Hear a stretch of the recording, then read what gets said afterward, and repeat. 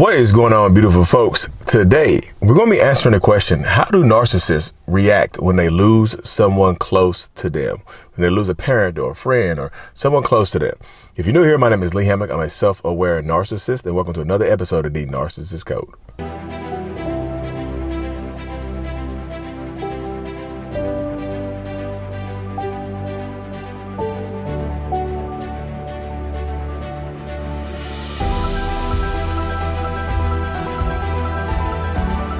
Bam! Welcome back, folks. Welcome back. Yes, we are filming in the car today, y'all, at my mama's house. I had to get the filming done today at my mama's house. Don't judge me. Gotta get it. Look, when you're a content creator, you have to film where the filming. You have to go where the filming goes. But yeah, excuse me. But yes, how do narcissistic people react or respond to losing someone close to them? Now, I think everybody who's dealt with a narcissist that has someone close to them that they've lost or that has passed away can vibe with this video, right? You can understand the mindset, and you've been around this person when they've experienced grief or loss. Now, the first thing we're going to talk about is, can a narcissist even be sad when they lose somebody? Absolutely, yes. And I know the way a lot of people talk about narcissists may seem like they're like, we as narcissists, like we are inhuman, right? We're unhuman. We're not human people, right? But as a narcissist, like, we get it. Like I said, as a narcissist, as a diagnosed narcissist myself, I understand that, like, we are actually human beings, right? We just, like, we might shut down, we might hurt people and stuff like that. And I'm not trying to make it seem like hurting people is some small, minute thing. It absolutely is not. But we are humans, and narcissists can absolutely be sad, right? Narcissistic people can experience the full range of emotions. And that's my perspective on it right there. Narcissistic people can experience the full range of emotions. It's just, we don't want to. We don't want to show people the emotions when we're experiencing them. Like, even when we're by ourselves, we just might act like we don't feel anything. Just shake it off. We'll be sad or experience some type of deep emotion, and instead of just processing it and dealing with it, we'll shake it out, try to shake it off and bury it, right? Narcissists are professional emotion barriers, right? That's what happens. So I tell it to people all the time, like, when you're dealing with a toxic, narcissistic person, when they might lose somebody close to them, they might actually be sad for a little while. They might actually grieve. And that might happen. They might actually grieve, and you, like I said, be sad as hell and look at you sad and be sad around you and experience that genuine sadness like a normal human being can experience, right? That does happen. Like, they will definitely experience it, but they don't want to experience it. They don't want to show you their grief unless they can benefit from it. Like, they don't want to show you their grief unless they're trying to get you to forgive them for something, unless they're trying to get past something. They don't want to show you their grief unless they can benefit from it directly. Like, if they lose, like, let's just say, this is the easiest example right here, y'all. Let's say they cheat on you, and you're not talking to them, and you're going no contact or low contact. You're doing all the right things, right? You're doing all the correct things. You're doing it all, right? And then all of a sudden they lose their mom or their dad or a family member or their best friend or a pet. They lose, so they lose somebody close to them, right? And then all of a sudden they're reaching out to you, or you hear about it through the grapevine, or you hear about it because you're connected to whoever they lost. You're connected to their family dynamic, and people let you know, like, hey, so and so lost his mom.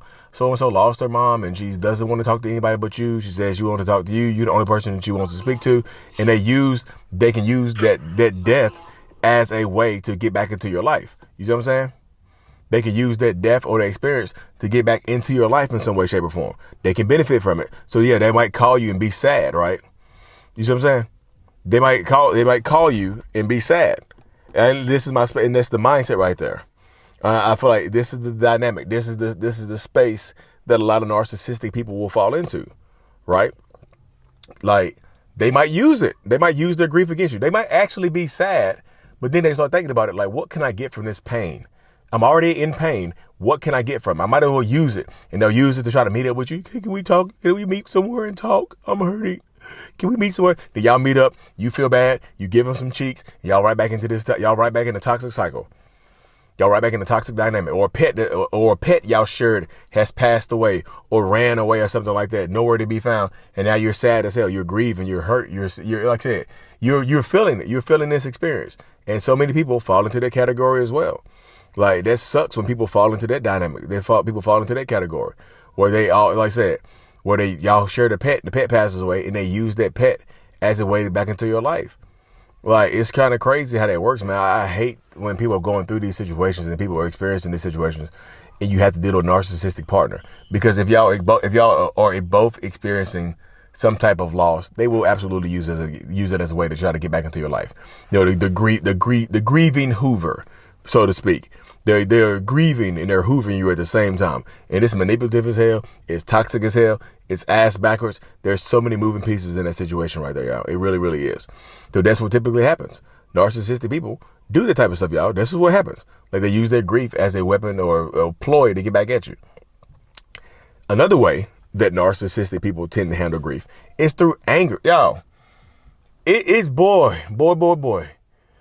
It can be so tough being around the narcissist that is grieving, but angry as hell at the same time. Like, they are grieving, but they're fiery hot at the same time, right? They're grieving, but they're fiery hot. They're flaming on. They're flaming on, right? They just are. They're flaming on. And they're just using that, they're grieving, or they refuse to experience that grief or let that grief flow for real. And they start being aggressive towards you. They become angry towards you. They become angry towards you. They become aggressive against you and whatnot. They threaten to harm you or hurt you. They use this grief as a reason to yell at you and treat you horribly. And they always blame the grief against it. So that type of stuff can happen as well, y'all. This is a piece of it as well. This is the type of stuff that people have to deal with when you're dealing with a grieving narcissist. They will be angry and use that against you. They will be abusive through their grief and use that grief as an excuse to treat you the way that they're treating you, to behave the way that they're behaving. They like this type of stuff, y'all. You know, they like having excuses. And yeah, like I said, there are some narcissists that might be a little bit darker, like the psychopathic narcissist, right? They don't have grief at all, right? They don't experience grief at all. They are shut down completely to all emotions. And that's scary as hell, because you'll see that one of their parents or somebody pass away, and they'll just go about the daily task like nothing is going on. They'll go about their day like nothing has happened, like nothing has changed at all. They'll just go about their day and keep the world keeps spinning, right? You know what I mean? The world keeps spinning. And you might be, especially if y'all are together and y'all are trying to grieve and you're trying to help them through this grief, and you'll be like, hey, what the hell is going on here? Like, why are we disconnected like this? Like, you know what I mean? Y'all have y'all grieving the same loss, because y'all, it isn't always going to be an intimate relationship. It's not always going to be your husband or wife. This could be your brother or sister or your best friend or somebody like that, your cousin, and you're experiencing that grief, right? Y'all lose the same person, and they act like they don't care. It's like they're just disconnected. Well, they're old. I mean, they were sick. They were supposed to be out here. They were old. They were supposed to be out here. They were this. They were that. It's always kind of crazy in that space right there, right? That's the way it goes. And I hate to say that, but it can get very, very tough with you being around this person, right? It can get very tough with you being around them. That's what happens. It really is. So I just feel like when a narcissist is grieving, you can try to be there for them. I'm not telling you, but you know them better than I do. You have to learn how to approach it from a place that can protect your own mental health, where you can try to be there for them and just use their energy or their actions to determine how much you can and should do, right? Because sometimes they'll accuse you of going overboard, while other times they say you didn't do enough. You know what I mean? You're never there for me. You didn't care about me. You don't care about me. You see what I'm saying? You have to gauge it on your own. You really do. You have to gauge it on your own. You have to do this type of stuff on your own in order to protect your peace. Because you'll try to be there for them. They'll shut you down, shut you out, and then you'll be sad as hell. You'll be like, man, what the hell done happened? How can I heal from this? How can I grow from this? And this is what happens to so many people, y'all. And I hate, like I said, even when I'm grieving, I'm like a delayed griever, right? When I experience a loss, it doesn't hit me till later on. Like it's like I'm on it really is like I'm on the tape delay. Like, you know how the old movies and cartoons, the old movies, like how the mouth be off this actual sound. That's how it is with my grief. Like, it'll hit me in the moment of what happened. Like, I understand what happened logically. I understand that logically, right? I understand it in the logical, from a logical place, but mentally is when like or emotionally is when I'll hit it. It'll hit me later on, like down the road, not at the funeral, not when I get the news, but like later on down the road, I'll be like, damn, my aunt really gone. Dang, they really gone. Dang, this person's really been lost. And that'll hit me. You know what I mean? And that sucks. It really does suck from a mental, emotional place, y'all. But y'all, let me get out this car. It's hot in this whip. Sitting here trying to record these videos and whatnot, trying to make sure I keep, stay on the path. If you, as I say, if you're here already, hit that subscribe button, y'all. We're inching closer, like really inching. Like the channel growth is super slow. So I'm about to mix some things up on here, start doing some interviews and things and whatnot. But I appreciate y'all. I'm super thankful for y'all. Like and subscribe for more. And as always, y'all, as always, mental illness is out. Peace. Thank you so much for making it to the end of my video. I am extremely grateful for you. Have no idea. If you haven't already, make sure you go ahead and subscribe to the channel. Helps reach more people. And click on the screen to watch another video or to browse through another playlist. There's also a link on the screen to check out my courses and my support groups to help you heal and understand what you've been through. Thank you so much again. I will see you in the next video. Peace.